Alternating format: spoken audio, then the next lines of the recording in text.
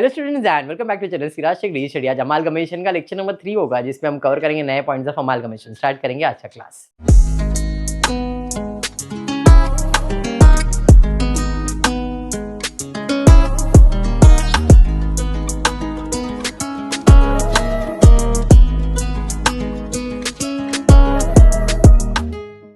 I hope amalgamation क्या है, कैसे सॉल्व करते हैं पता है। 2 दिन मिलते बेटा इसमें, देखो नहीं पता है, यश बताएगा। यश कैसा रहता है बेटा ये? पहले हम देखते हैं कि इसकी बिजनेस टेक ओवर कर सकते हैं क्या। चलो मर्जी हो जाते हैं, नया बनाते हैं। बराबर है अर्चिता, बराबर, वेरी गुड। चलिए स्टार्ट करते हैं। टाइम पास अपने जगह पे।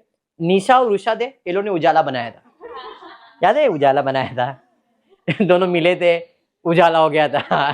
तो बस रिया, डीप सोच रही तू, इधर ध्यान दे। तो है ना, तो 2 कंपनी मर्ज होते हैं और एक नया कंपनी बनता है, उसे हम अमालगमेशन कहते हैं। और नया कंपनी क्या करता है, पुराने दोनों कंपनी को पैसा पे करता है, उसे हम परचेज कंसिडरेशन कहते हैं। बराबर है। अब नया कंपनी जो पैसा, मैंने इधर पैसा वर्ड यूज किया, जरूरी नहीं कि वो पैसा देगा। उस कंपनी के मालिक यानी कि इक्विटी शेयर होल्डर और जो प्रेफरेंस शेयर होल्डर होते हैं पुराने कंपनी के, उसको जो भी नया कंपनी पे करेगा, चाहे वो शेयर्स में पे करे, चाहे वो प्रेफरेंस शेयर्स पे करे, चाहे वो डिवेंचर पे करे, चाहे वो कैश पे करे, नया कंपनी कुछ भी दे सकता है। हाँ, गर्म होगा क्योंकि एसी बंद किया था, अभी फिर से चालू किया, अब ठंडा आएगा। बराबर, ठीक है। एसी को कंप्लेन करता हूं, बेटा तू बहुत स्लो चल रहा है, जल्दी जल्दी चल। बस बुरा लग रहा है ना उसको, बोलते रो रहा है, बस बेचारा। रौनक फास्ट है, वापस वापस वापस। अब चल, तू भी फास्ट है बेटा। निशा और उषा है, उससे क्या बना है ये तेरे को ध्यान में था। अमालगमेट हुआ ये नहीं बोल सकता था। तो इसके पास इक्विटी शेयर होल्डर है, एक ही मालिक है। तो इस मालिक को जो भी कंपनी, उजाला कंपनी पैसा देगा, उसे आप पीसी कहते हैं। इंपॉर्टेंट होता है परचेज कंसिडरेशन कैलकुलेट करना। ये एक बार हो जाएगा तो उसके बाद देखना कि एंट्री किसके बुक में सॉल्व करना है, पुराने कंपनी के या नए कंपनी के। अगर पुराना कंपनी बोला है तो 2 ही चीज बोलेगा, जर्नल या तो लेजर, 2 ही चीज बोलेगा, ठीक है। और अगर न्यू कंपनी बोला है तो न्यू कंपनी में जर्नल ही बोलेगा और बैलेंस शीट बोलेगा, इससे ज्यादा लेजर बनता नहीं। चलिए देखते आज का सम क्या है। 2 सम कंप्लीट हो गया जहां तक मुझे ध्यान में। बंटी और कुबेर वाला हुआ था, बीके बनाया था हमने, बराबर। चलिए आज है रोहन और सोहन। 2 है रोहन और सोहन, दोनों के पास अगर मालिक की बात करूंगा तो 2 मालिक है, प्रेफरेंस शेयर्स और इक्विटी शेयर्स, बराबर। इस मालिक को जो भी पैसा पे करने वाला है, नया कंपनी रोहन और सोहन का क्या कंपनी बन रहा है भाई? मोहन लिमिटेड बन रहा है। क्या बात है, रोहन सोहन मोहन, ठीक है। तो मोहन क्या करेगा, रोहन को भी पैसा देगा। मोहन क्या करेगा, सोहन को भी पैसा देगा। अब वो पैसा देने का तरीका क्या है भाई? ला तेरे एसेट्स और लायबिलिटीज का वैल्यूएशन करूं फिर पैसा दूंगा, या तो डायरेक्टली ये मालिक इधर आ, इतना पैसा दे रहा है, ये मालिक तू इधर आ, तेरे को इतना, इसे लमसम कहते हैं। तो अपने को ये समझना पड़ेगा कि पीसी पे कैसे कर रहा है, वैल्यूएशन मेथड से कर रहे हैं क्या लमसम मेथड से कर रहे हैं। ठीक है श्रावणी, देखते क्या दिया है। बैलेंस शीट दिया हुआ है, Mohan limited was formed to take over business of Rohan and Sohan Limited with an authorized share capital of 30 lakhs। इसका क्या करते हैं अपन? ये खाली बोल रहा है मेरी कैपेसिटी इतनी है, 30 लाख रुपए की है, वैल्यू बता रहा अपना। ठीक है भाई, वैल्यू तेरे पास तेरा रख, हमको कुछ काम का नहीं है, हमको तो क्या दे रहा है वो बता। तो भाई 30 लाख है, जिसमें 20,000 के तो प्रेफरेंस शेयर्स है इसके पास। लाइट गया बेटा, लाइट गया, समझा? सब ये बोलना भाई कुछ तो। 20,000 30% प्रेफरेंस शेयर्स एंड 1 लाख। तो देखो 20,000 इंटू 100 करो तो 20 लाख के तो प्रेफरेंस शेयर्स हो गए, और 1 लाख इंटू 10 तो 10 लाख, तो 20 लाख 10 लाख हो गए 30 लाख। तो ये इसकी कैपेसिटी है। मेरा औकात 30 लाख रुपए का है, मेरा मतलब इसका, ठीक है, मोहन का। अब अपन गरीब लोग, तो 30 लाख इसका कैपेसिटी है। इसने बोला है मेरी कैपेसिटी है, लेकिन मैंने कितना दिया है वो आगे बोला है। टर्म्स ऑफ अमालगमेशन है कि 9% preference share holder of both the companies को मैंने बुलाया। 9% प्रेफरेंस दोनों कंपनी को बुलाया, मतलब मालिक से बात कर रहा है लमसम। इस सेंटेंस से तो यही पता चला, ये दोनों के मालिक 9% preference share holder of both the companies, 9% preference share both the companies, ये मालिक है ना। 9% प्रेफरेंशियल मालिक है ना बेटा। ए इधर आ, किसने बुलाया? मोहन ने। और क्या बोला? Are issued equal number of 13% preference shares. हमारे कंपनी में आ जाओ, हम तुम्हें 13% प्रेफरेंस शेयर्स देंगे। कितना? इक्वल नंबर, मतलब पहले जितना था उतना ही। पहले तुम 9% डिविडेंड कमा रहे थे ना, अभी कितना कमाओगे? आ जाओ हमारे कंपनी में। और एक शेयर का प्राइस कितना रहेगा? तुम्हारा 100 रुपए था, अभी हमारी कंपनी में कितना हो जाएगा? तो जरा इस हिसाब से मैं देखूंगा तो मेरे को पीसी तो मिल गया आधा। इसके पास कितने शेयर्स थे? 6000। इसके पास कितने थे? 9000। तो मैंने वाला 6000, आजा 125 में अपना वैल्यू लगा दे। हमारे शेयर का वैल्यू 100 रुपए है, तेरे लिए 125, मतलब 25% ज्यादा प्रीमियम की बात कर रहा है। तो पीसी की बात कर लेता हूं। PC for Rohan 6000 preference share holder है, एक का वैल्यू 100 मतलब 6 लाख, और 25 in short preference share holder को कितना पैसा दिया? रोहन लिमिटेड के। समझ में आया? वैसे सोहन को भी सेम बोला उसने। सोहन के पास कितने? 9000। आप सेम कैलकुलेट कर सकते, अभी के लिए खाली रोहन कैलकुलेट कर। ये समझा क्या? हाँ। Mohan limited will issue 4 equity shares for 3 equity shares of Rohan Limited and 4 equity shares for 5 equity shares of Sohan Limited. The shares are to be issued at 35. Equity share holder को भी बुलाया, इधर आ। Mohan limited क्या बोल रहा है? 4 equity share issue कर रहा हूं तेरे को। कितने शेयर्स के बदले में? 3 शेयर के बदले में। किसको? रोहन को। तो भाई रोहन के पास इक्विटी शेयर है, कितना है? 9 लाख। एक का वैल्यू 100 मतलब 9000 है। तो उसको क्या बोला? 4 शेयर दूंगा मेरा, तो तेरे 3 दे, मेरे कितने मिलेंगे? 4। मतलब 3 शेयर अगर है तो कितने शेयर मिलेंगे? समझ में आया? तो रोहन के पास कितने शेयर है? 9000 शेयर है, तो कितने शेयर मिलेंगे? Cross multiply. और एक शेयर का कीमत कितना है इधर, जबकि इसका एक शेयर का वैल्यू तो 10 ही था, मतलब 25 रुपया प्रीमियम चार्ज कर रहा है ये। इक्विटी शेयर, ऑथराइज कैपिटल, बेटा वो तो पुराना है ना रोहन। मोहन दे रहा ना शेयर उसको, तो मोहन का इक्विटी शेयर का वैल्यू कितना है? प्रेफरेंस शेयर का वैल्यू कितना है? तो फिर तो 12000 शेयर 10 के हिसाब से 1,20,000, और 12000 इंटू 25 3 लाख। इन शॉर्ट 3 और 4 लाख 20,000, ये 7.5 लाख ये। तो दोनों मालिक को मैं लमसम अमाउंट कितना पैसा दे रहा हूं? 11,70,000 पीसी फॉर रोहन लिमिटेड आ गया। क्या मैंने इसके बिजनेस का वैल्यूएशन लगाया? खाली डायरेक्टली इतना पैसा दिया, भाई तेरा बिजनेस दे दे। अब जब मैं इसका बिजनेस लूंगा मुझे फायदा या तो नुकसान होगा, और जो फायदा नुकसान होगा वो हम लोग का क्या होगा? गुडविल या तो कैपिटल रिजर्व। समझ में आया सब यहां तक? एक और कैलकुलेशन कर रहा हूं, जिसमें पीसी का पार्ट नहीं है, पीसी खत्म हो गया। इसमें और एक कैलकुलेशन कर रहा हूं, और इंपॉर्टेंट है ये कैलकुलेशन। पीसी के अंदर इसका कोई लेन देन नहीं है, जो हम लोग असेट और लायबिलिटीज का वैल्यूएशन करेंगे ना, उसमें इसका इंपॉर्टेंस है। 12% debenture holder of both the companies are discharge by Mohan limited. Mohan limited बोल रहा है तुम्हारे डिबेंचर्स हम लेके जाने वाले। 12% debenture of the companies are discharge by Mohan limited by issue of such number of 15% debenture of 100 each so as to maintain same amount of interest. Very important. जरा ध्यान से सुनो ये एडजस्टमेंट क्या है।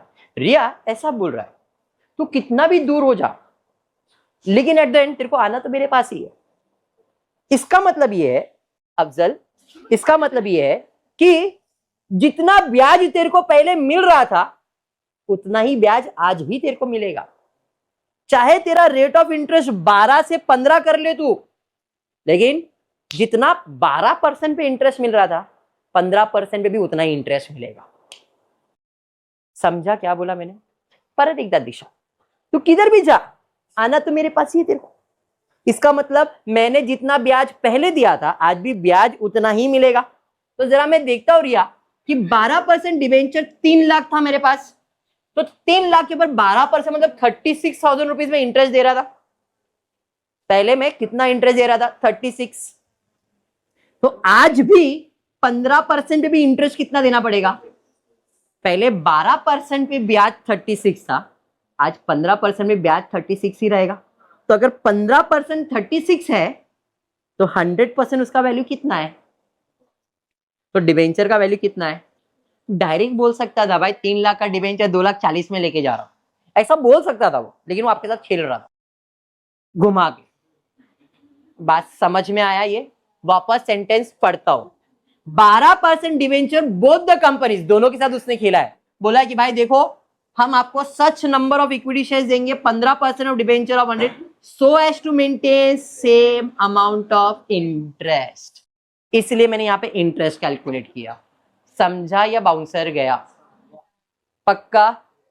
चलिए आ जाते हैं अब फायदा या नुकसान देखते। किसका? रोहन का। रोहन का बिजनेस कितने में लिया अपन ने? 11,70,000 में खरीदा है। फायदा हुआ या नुकसान उसके लिए देखते क्या दिया है। Mohan limited agree to take over all the assets all the liabilities at book value except the following tangible fix asset 10% more than the book value, investment and sundry debtors 90% of the book value. बस दो ही adjustment दिया है। Start करते हैं। क्या बोला उसने? सारे असेट सारे लायबिलिटीज लेके जाऊंगा, खाली टेंजिबल फिक्स असेट जो है 10% more than the book value, investment और डेटर्स 90%। बाकी किसी पे कुछ बोला नहीं। स्टार्ट करेंगे। सबसे पहला रोहन के पास क्या है भाई? गुडविल लेने का। क्या गुडविल लेने की जरूरत नहीं है? क्यों सर? क्योंकि आप लमसम मेथड के अंदर गुडविल लेते नहीं है। जो बैलेंसिंग फिगर होता है वो गुडविल या कैपिटल रिजर्व होता है। अगर ये नेट असेट मेथड रहेगा तो गुडविल लिया जाएगा, लमसम मेथड में गुडविल नहीं लिया जाए। पॉइंट क्लियर हो गया क्या? चलिए स्टार्ट करते हैं। तो land and building fix asset है, मतलब टेंजेबल असेट कितना लेना पड़ेगा? 10% बढ़ा के लेना पड़ेगा। 6 लाख का 10% बढ़ाओगे तो कितना आएगा? 6,60,000। देखो बराबर है। प्लांट एंड मशीनरी भी टेंजेबल असेट है। अरे हाँ, तो 4.5 लाख का बढ़ा दोगे 4,95,000 हो जाएगा। कंप्यूटर भी एक टेंजेबल असेट है, 3,30,000 हो जाएगा। इन्वेस्टमेंट के ऊपर एडजस्टमेंट था। Investment and sundry debtor 90% of their book value, बराबर है। तो 90% मतलब 1.5 लाख में 15 कम करो 1,35,000 आ जाएगा। करंट असेट के अंदर loans and advances, current asset लो, अच्छा एक साथ ही है। स्टॉक के ऊपर एडजस्टमेंट कुछ दिया है क्या? नहीं। तो बुक वैल्यू पे लिख दो भाई 3 लाख। डेटर्स पे एडजस्टमेंट दिया है 10% कम। बिल रिसीवेबल जैसा है वैसे ही, बैंक जैसा है वैसे। सारे असेट्स हो गए। अरे हाँ, लाइबिलिटीज में 15% डिबेंचर्स 3 लाख नहीं सर 2,40,000 हमने वैल्यूएशन किया था ना। प्रेफरेंस शेयर्स आएगा नहीं, इक्विटी शेयर्स आएगा नहीं, कोई भी रिजर्व आता नहीं है। सिक्योर्ड लोन के अंदर डिबेंचर्स आ गया, टर्म लोन के अंदर दिया है तो टर्म लोन जैसा है वैसे ही, करंट लाइबिलिटीज एंड प्रोविजन में क्रेडिटर्स जैसा है वैसे ही, बिल्स पेबल जैसा है वैसे। अंडरस्टूड? बटन दबा के टोटल है अपने पास। अच्छा किधर? करो टोटल। अर्चिता बेटा जेवन फाजू का नहीं ना? देखना ऐसा खाने के लिए बेटी उधर आएगा कुछ तो कोई तो लाएगा। तक अभी कॉफी मिल सकता है। कितना है? वाह, कितना बस बड़ा टोटल किया ना तुम लोग ने। 23,25,000 और 6,45,000। अभी क्या करेंगे दिशा? माइनस करेंगे तो अपने को मालूम पड़ेगा कि बिजनेस का वैल्यू कितना है। 16,80,000 बिजनेस का वैल्यू है। खरीदा कितने में? 11,70,000 में। फायदा हो गया नुकसान? फायदा हो गया ना। 16 लाख का बिजनेस 11 में खरीदा तो मुझे प्रॉफिट हो गया। प्रॉफिट को कहते हैं कैपिटल रिजर्व। तो इस क्वेश्चन में पीसी था 11,70,000, 16 लाख मतलब मुझे मिल गया है कैपिटल रिजर्व 5,10,000। रोहन समझ में आ गया पीसी? पक्का? मैं अभी बताता हूँ, एक बार पीसी कैलकुलेशन समझ गया तो काम खत्म है बाबा, बाद में कुछ भी नहीं है। जैसे मैंने रोहन के लिए कैलकुलेट किया, आप सोहन के लिए सेम। क्या बोला था उसने कि भाई इक्वल नंबर ऑफ शेयर्स मिलेंगे 13%, तो इसके पास कितने थे? 9,000 थे, तो 9,000 100 के हिसाब से और 25 के हिसाब से, ये तो फिक्स है। इक्विटी शेयर्स के ऊपर एडजस्टमेंट दिया था। Mohan limited will issue 4 equity shares for 3 equity shares of Rohan and 4 equity shares for 5 equity shares of Sohan limited. यहां पे उसने बोला था 3 है तो 4 मिलेगा, उसने बोला है 5 है तो 4 मिलेगा। अरे समझा? तो इसके पास अगर 5 शेयर्स है तो कितने शेयर्स मिलेंगे? 4। अब इसके पास इक्विटी शेयर्स कितना है देखो, 100 रुपए के हिसाब से 15,000, तो 15,000 है तो कितने मिलेंगे क्रॉस मल्टीप्लाई? 12,000 शेयर्स मिलेंगे कितने में? 35 में। एक शेयर का वैल्यू 10 है तो इस हिसाब से ये आपका कैपिटल, ये आपका प्रीमियम। टोटल हो गया 4,20,000, 11 और 4,20,000 टोटल हो गया तुम्हारा 15,45,000 total PC. Understood? Both the debenture के बारे एडजस्टमेंट था, 12% दोनों को दिया था तो 4.5 लाख पर 12% कैलकुलेट करो डिबेंचर्स पे। 4,50,000 पे 12%, 54,000 इंटरेस्ट, किधर भी जा आज भी उतना ही मिलेगा तो 54 ही मिलेगा, लेकिन रेट ऑफ इंटरेस्ट कितना आ गया? 15। तो 15 पे 24,000, सॉरी 54,000, तो 100 वैल्यू कितना? 3,60,000। अरे समझ में आया यहां तक? चलिए आ जाते, सेम एडजस्टमेंट इधर भी करेंगे हम लोग। Land and building 10% come. Sir इधर गुडविल नहीं लिखेंगे, क्यों? लमसम मेथड है। तो लैंड एंड बिल्डिंग 7,50,000 है, 10% बढ़ा देंगे, 75 बढ़ जाएगा, 8,25,000 हो जाएगा शायद, यस 75। प्लांट एंड मशीनरी में 60,000 बढ़ जाएगा, 6,60,000 हो जाएगा। कंप्यूटर में 45, 4,95,000। इन्वेस्टमेंट में 10% कम हो जाएगा, बराबर ना? स्टॉक जैसा है वैसे ही रहेगा। डेटर्स में 30,000 कम हो जाएगा। बिल रिसीवेबल जैसा है वैसे ही, बैंक जैसा है वैसे।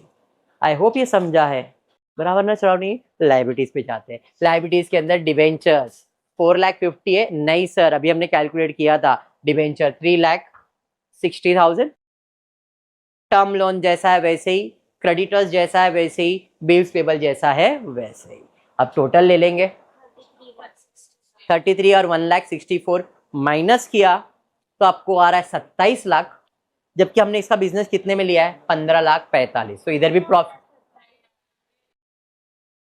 तो आप जरा इसका टोटल ले लो ना, 6 लाख, इसका टोटल रॉन्ग है, 6,60,000 है इधर।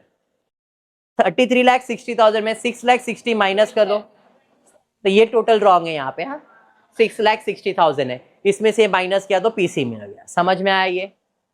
हाँ 27 लाख का बिजनेस 15 लाख में ले लिया तो प्रॉफिट ही है मेरे लिए, और प्रॉफिट को क्या कहते हैं अपन? Capital reserve. समझ में आया? टोटल मार दो, आपका बैलेंस शीट रेडी हो जाएगा।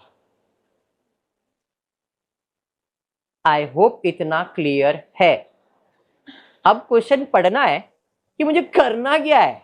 पीसी तो निकाल लिया मैंने, मेरे को करना क्या है? Ledger, journal entry, balance sheet, क्या करना है? जरा एक बार देखते क्वेश्चन में पूछा क्या है। Compute PC of Rohan and Sohan, pass journal entry after amalgamation in the books of Mohan Limited applying purchase method, prepare balance sheet। बहुत सिंपल चीज पूछ लिया।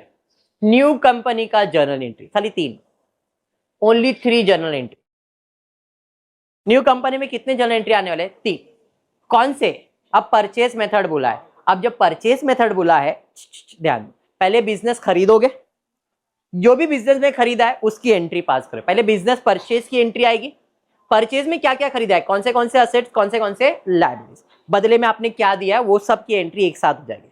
पहले बिजनेस परचेज की एंट्री आएगी, बिजनेस में क्या क्या खरीदा उसकी एंट्री आएगी, असेट्स एंड लायबिलिटीज की एंट्री आएगी, और बाद में पेमेंट। दैट्स। उसके अलावा अगर नया कंपनी कुछ चेंजेस करता है उसके असेट्स और लायबिलिटीज में तो जर्नल एंट्री आएगा, नहीं तो जर्नल एंट्री आएगा नहीं। Only 3 journal entry, business purchase, assets and liabilities, payment, that's it. अब जब बिजनेस परचेज करोगे तो एंट्री क्या है? सामान आ रहा है, बिजनेस परचेज मतलब परचेज तो डेबिट होता है, किससे खरीदा रहेगा? रोहन से और सोहन से। तो बिजनेस परचेज की एंट्री क्या है? Business purchase account debit to Rohan limited to Sohan limited, liquidator of Rohan, liquidator of Sohan. अभी दोनों में रोहन रोहन लिखा है, रोहन एंड सोहन। 11,70,000, 15,45,000, टोटल 27,15,000। अरे समझा ये? पक्का? हाँ, एक में रोहन एक में सोहन लिखना है। In the books of Mohan limited journal entry, पहला एंट्री क्लियर। एंट्री नंबर 2, मैं शॉर्ट भी बता रहा हूं, लॉन्ग भी दे, आप डायरेक्ट भी इसकी भी एंट्री पास कर सकते हो। ये असेट्स और ये लाइबिलिटीज है ना आपकी।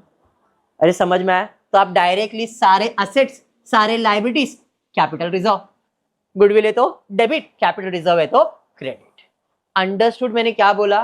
वापस बिजनेस परचेज कर लिया, उसके बाद सारे असेट्स डेबिट, सारे लाइबिलिटीज क्रेडिट, बदले में आपने पीसी दिया हुआ है, पीसी अकाउंट क्रेडिट। प्रॉफिट होगा तो कैपिटल रिजर्व, लॉस होएगा तो गुडविल, गुडविल है तो डेबिट में आएगा, कैपिटल रिजर्व है तो क्रेडिट में आएगा। अरे समझाइए, इन लोग ने सिंगल सिंगल सॉल्व करके दिया है, खाली एक्सप्लेनेशन के लिए आप साथ में सॉल्व कर सकते हो। साथ में मतलब डायरेक्टली मोहन लिमिटेड। अभी एक एक करके, land and building, plant and machinery, computer, investment, stock, bill receivable, bank.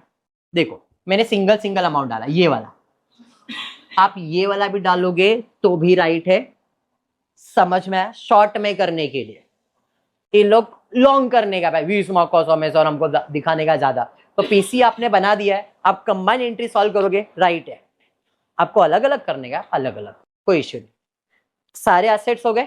Liabilities में क्या है? Debentures, term loan, creditors, bills payable, उसके अलावा पीसी। पीसी में आप किसको पैसा देने वाले हो? बिजनेस परचेज को। तो यहाँ पे बिजनेस परचेज लिखना है, टू बिजनेस परचेज। रोहन का बिजनेस कितने में परचेज किया है? 11,70,000। अरे समझा? सब लिखा, 11,70,000। अब कंबाइन किया है तो बिजनेस परचेज में कितना आ जाएगा? 27,15,000 बिजनेस परचेज। अंडरस्टूड? उसके अलावा इधर है कैपिटल रिजर्व। अभी क्योंकि रोहन का किया है तो रोहन का कैपिटल रिजर्व दिखा है, दोनों का करोगे तो दोनों का टोटल दिखाओगे। आई होप ये क्लियर है। तो पहला एंट्री है बिजनेस परचेज, दूसरा क्या क्या खरीदा वो आप पेमेंट करेंगे, किसको? Liquidator of Rohan limited.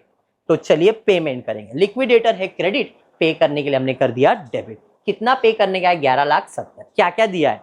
Equity shares, preference shares, premium, और कुछ दिया है क्या? इक्विटी शेयर्स, प्रेफरेंस शेयर्स और प्रीमियम। और कुछ दिया है? नहीं। इक्विटी शेयर दिया है, प्रेफरेंस शेयर्स दिया है और प्रीमियम दिया है।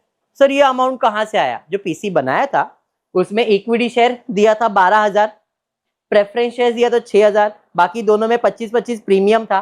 टोटल प्रीमियम ऐड करके देखो 11,70,000। अंडरस्टूड?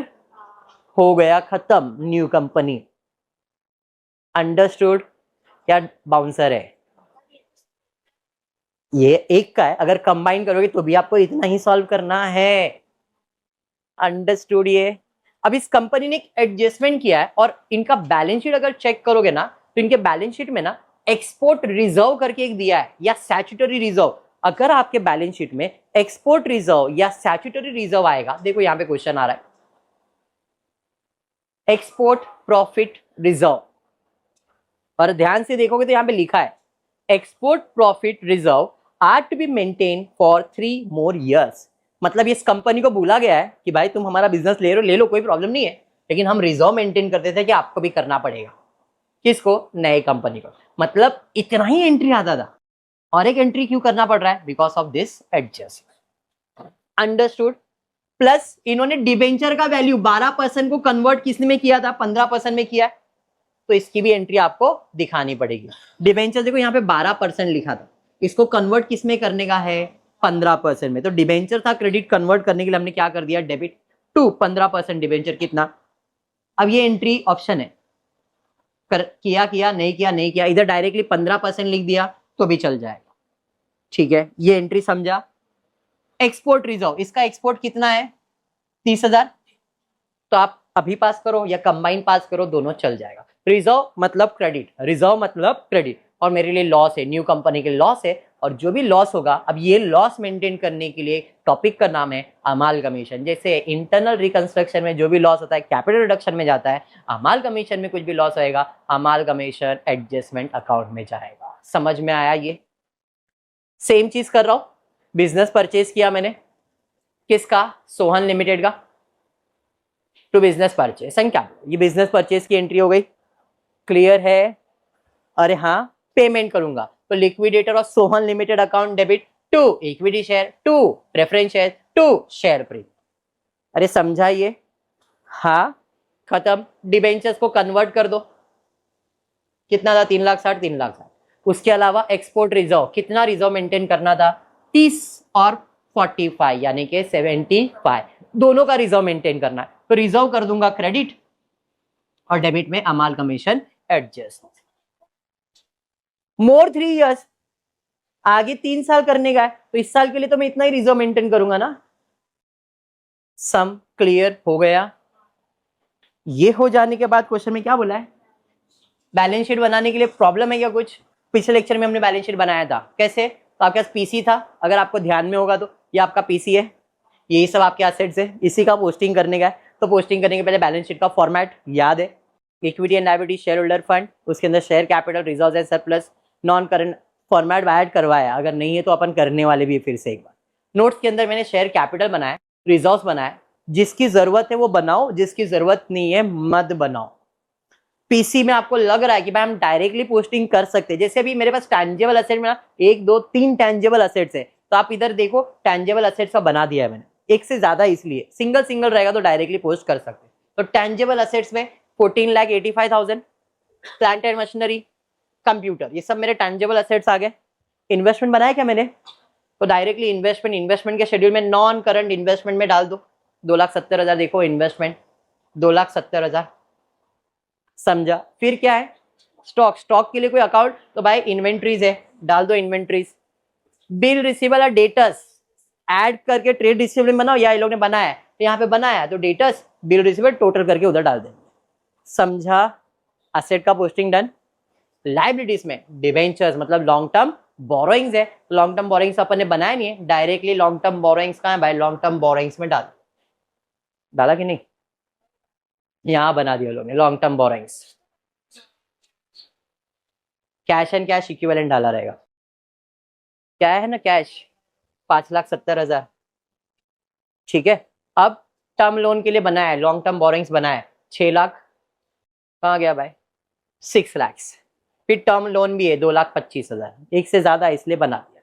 उसके बाद क्रेडिटर्स ट्रेड पेबल बनाया कि आपने, यस बनाया है, तो ट्रेड पेबल में बिल्स पेबल दोनों डाल दिया, डन है। उसके बाद ये जो आपको दिख रहा है 27 लाख रुपए, ये आपका पीसी है। अब 27 लाख में आपने क्या क्या दिया है, इक्विटी शेयर्स दिया है, प्रेफरेंस शेयर्स दिया है और प्रीमियम दिया है। तो इसका पोस्टिंग कैसे करेंगे जरा ध्यान देना। प्रेफरेंस शेयर्स कितना दिया है, 6,000, 9,000, कितना हो गया 15,000, ये कैपिटल अमाउंट हुआ ऊपर वाला। प्रीमियम कितना दिया प्रेफरेंस शेयर्स में, 1,50,000, 2,25,000, बराबर है। इक्विटी शेयर में कितना इक्विटी शेयर दिया है, 12,000 प्लस 12,000, 2,40,000, मतलब 24,000, 1,20,000, 1,20,000, 2,40,000 होता है ना। तो 12,000 प्लस 12,000, 24,000 शेयर्स इक्विटी शेयर को इशू किया है, और बाकी क्या दिया है, प्रीमियम। तो देखो यहाँ पे प्रेजेंटेशन, पहले तो उसका ऑथराइज कैपिटल 30 लाख था, बड़ी बड़ी बात किया था उसने स्टार्ट में, ऑथराइज्ड, हाँ। अब इसने इक्विटी शेयर कितना इशू किया है, 12 प्लस 12 कितना हो गया 24, तो भाई 24,000 इक्विटी शेयर 10 के हिसाब से डाल दिया। प्रेफरेंस शेयर भी इशू किया है कितना, 6 और 9 15,000, तो 6 और 9 15,000। अब बाकी सब पैसा किधर जाएगा, प्रीमियम में, कितना 1.5 लाख, ले लो कैलकुलेटर पे, 1,50,000, 2,25,000, 3 लाख और 3 लाख, 6 सारे प्रीमियम एक साथ जाएंगे ना, तो शेयर प्रीमियम 9,70,000। पीसी का काम खत्म। इसमें कैपिटल रिजर्व है, ये भी कहां जाएगा, रिजर्व एंड सरप्लस में, कैपिटल रिजर्व भी आ गया। तो देखो पीसी का पोस्टिंग भी डन, कैपिटल रिजर्व का भी पोस्टिंग डन, मतलब ये डन। अब बैलेंस शीट टैली हो जाना चाहिए, समझा। अगर इधर गुडविल होता तो इधर आ जाता, खत्म, डन है।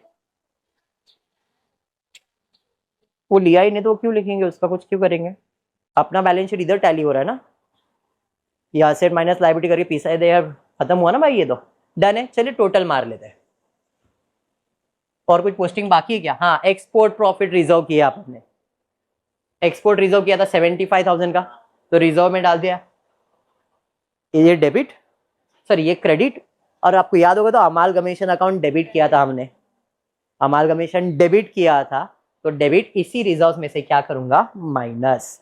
तो क्रेडिट पे माइनस किया तो कौन सा इफेक्ट हो गया, डेबिट। तो जब भी एक्सपोर्ट रिजर्व करोगे तो उसका इफेक्ट हमेशा ऐसे ही है, पहले रिजर्व में यस दिखाना जरूरी है, डन है। और कुछ नहीं, अब टोटल मार दे, इसका टोटल लिया 17 लाख, इसमें माइनस किया, डाल दिया उधर। लॉन्ग टर्म बोरिंग्स का टोटल, ट्रेड पेबल का टोटल, और कुछ इसका टेंजिबल एसेट का टोटल, ट्रेड रिसीवेबल का टोटल। चलिए आ जाते हैं अभी यहाँ पे, जरा टोटल करके चेक करो बैलेंस शीट टैली हो रहा है या नहीं। एक जन एसेट एक जन लायबिलिटीज का टोटल कर लो। कितना? मेरे को भी सेम आ रहा है। समझ में आया तब? अभी कंसेप्ट क्लियर है? यही चीज अब रिकरिंग होने वाला है हर सम में, यही खाली पीसी एक बार समझ लो, उसके बाद जो आपको आने वाला है वो यही आने वाला है। बैलेंस शीट बनाना भी सिंपल है, फॉर्मेट याद करो, नोट्स सब नहीं बनता है, लिमिटेड नोट्स ही बनता है। ठीक है क्या? चलिए तो फिर आज के क्लास को इतना ही रखते हैं। होपफुली वीडियो पसंद आए तो प्लीज वीडियो को लाइक कर देना, फ्रेंड्स ग्रुप में शेयर करना, चैनल को सब्सक्राइब करना। Thank you for watching the video.